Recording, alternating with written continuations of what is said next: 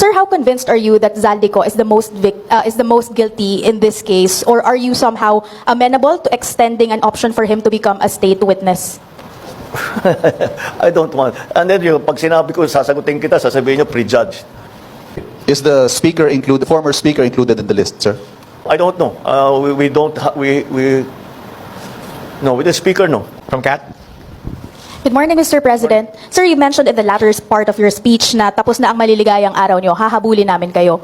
The nation's question is, why is former Congressman Zaldico's passport not yet cancelled? And what is the government doing to actually either convince him or force him to return to the Philippines? I think that's best directed at the lawyer because it's a legal answer. And the legal answer is because hindi pa nasampahan ang kaso, therefore the request for the cancellation of his passport cannot yet be made. However, when that time comes, we will immediately cancel his passport. I'm not a lawyer, so I'm not the best person to explain it. But that's the procedure. You have to give grounds for the cancellation of the passport, and those grounds will be based on the cases that will be filed against him.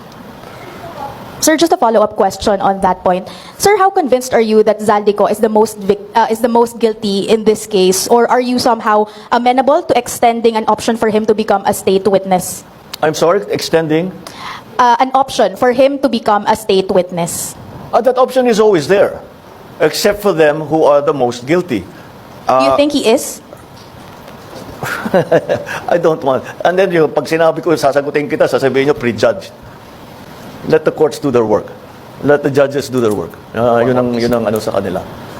Mr. President, one more question, please. While we navigate this corruption scandal, the economy is taking a hit. Yep. The peso hit an all-time low yesterday. Third quarter GDP is at 4%. The stock market is at pandemic levels. What is the plan to recover investor confidence? At ano ho ang plano para sa economic recovery? Well, the reason that we had that is that there really was a downturn in economic activity. You have to remember that it's not only because of these problems. Yung bagyo, yung nawala na working days na sa ekonomiya natin because of climate change. And you have to also remember the global situation. We are not the only ones suffering the shocks that come from the new trade structure that has been imposed on the rest of the world. And so we are all adjusting to that. Kaya yung mga growth rate na lahat ng grupo all around the world is falling.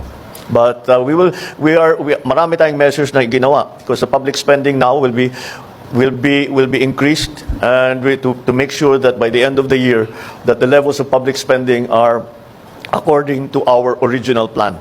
So mababawi natin yung nawala sa third quarter. Sir, one more point on your presentation. Very obvious, very noticeable po na marami sa mga pangalan binanggit ninyo, DPWH officials, contractors, pero kakonte, if at all, yung mga nabanggit na legislators who are. Well, no, they're part of the list. We'll give you the complete list. I just didn't go through them because there are like 37 of them. So you'll get, as I said, you'll get a briefer, which will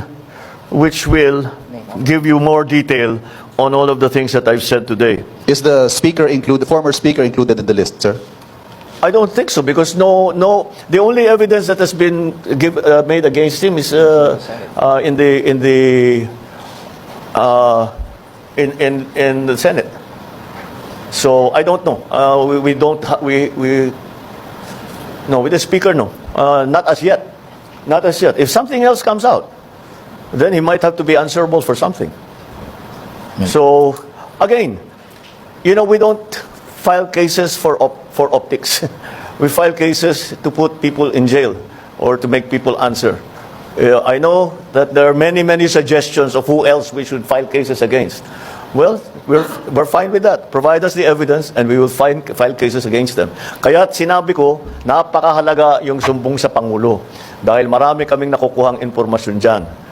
So, pagpatuloy ninyo yung inyong pagsumbong. At bigyan nyo kami ng lahat ng ebidensya na meron kayo para magamit natin, para kasuhan kahit sino. Walang immune dito walang exempted dito sa mga investigasyon na ito.